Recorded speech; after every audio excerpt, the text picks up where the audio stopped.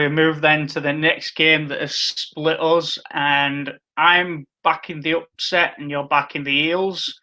So Eels versus Cowboys, the big noticeable difference to the Eels, I think it's the only difference in their 17 actually, well, two differences. Moses out, Field into the 7, and then Gower comes in as well. You've gone Eels, obviously league leaders, tough to back against them. It is, and the thing that gives me a lot of confidence in backing Parramatta right now is that Matteson played the 6 for quite a while. Jumped in at 5'8" when Moses had played 5'8", at times at the Roosters, as well as his junior days, and just looked the part. And Parramatta, despite losing their key playmaker for 55 of those 60 minutes, still looked in control of that game. Bringing in Jai Field, the former Dragon, a very explosive half. Brad Arthur has already said that Dylan Brown, despite being named in the 6, will go to halfback. Jai Field will be at 5'8".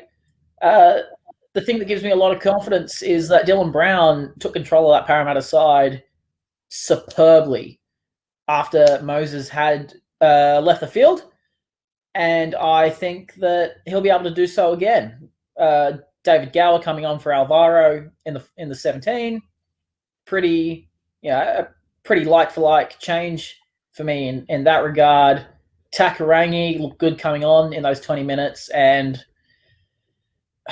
look, it depends on what Cowboys side shows up, because this is a bogey side for Parramatta. But if the Cowboys show up and play like they did in the second half against the Tigers a couple of weeks ago, the Cowboys win. I still think, though, that Parramatta's got the win in the bag here. Yeah. So the thing that's really swayed me, to be honest, is the fact that there is no Moses.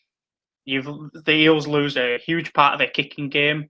They've lost their dominant playmaker. You've now got Brown, who's your free-roaming running half, to become your structured, rigid 7. And Field is going to come in and he's not going to be much of a ball player. You'll see him at second receiver a lot.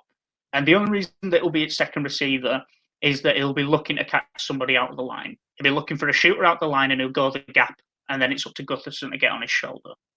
Yeah. Field is a fast player. He's a fast player. We saw it at the Nines. We saw it in the few occasions that he played for the Dragons. He essentially didn't have a team at the beginning of this year.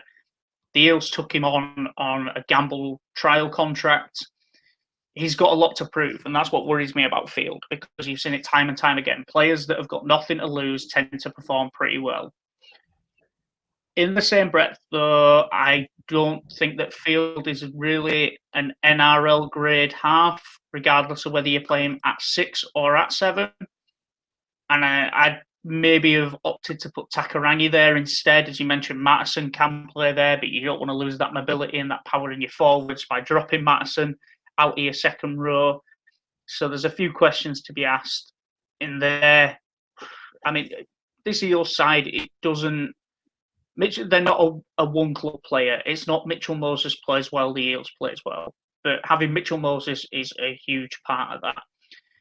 Whereas you look to the Cowboys now, and I mentioned it again in the round review, Tamalolo plays well, the Cowboys play well. McLean comes back in, prop. I know that he played last week, but he didn't maybe get through the minutes that he'd like to. Hampton is still at 14. Tabuai Fido, although named at fullback, Green has said that he's giving Valentine Holmes every chance of playing, and has named him in the 21 as well, so I wouldn't be shocked to see Val Holmes coming in. Opacek keeps his spot and moves O'Neill to the wing. Lumalu is out of the squad. Opacek played fantastic last week. If Opacek plays like he did last week, this week, it's going to be nightmares on the wings. His offload game, coming to the line, he would even get in the fending on players. So I'm with you in, if the right Cowboys side turns up, then I think they win. But it's just a case of which one turns up, or even for which half they turn up. We've seen that they have a really good half and they have a really terrible half. If you have a really terrible first half against the Eels, you don't come back. I'd rather see them have a terrible second half and try and scrape a win. And that's why I'm going to go Cowboys on a really slim margin here. I honestly don't think it's going to be any more than a converted try. So if you're going to take any team, you either go Eels on a plus or you go Cowboys on nothing more than a -2. Yeah, look, I'd be willing to take Parramatta 4.5, maybe. It's a tough one. I think that Sivo will storm over Justin O'Neill.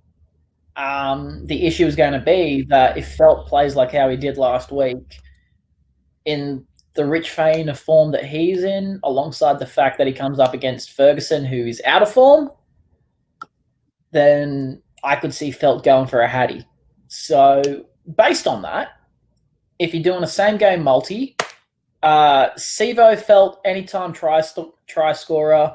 If you want to start being a little bit, if you want to go for some value, I could see Madison going over against Shane Wright, but Eels no more than a -4.5 line for me. Okay, then. So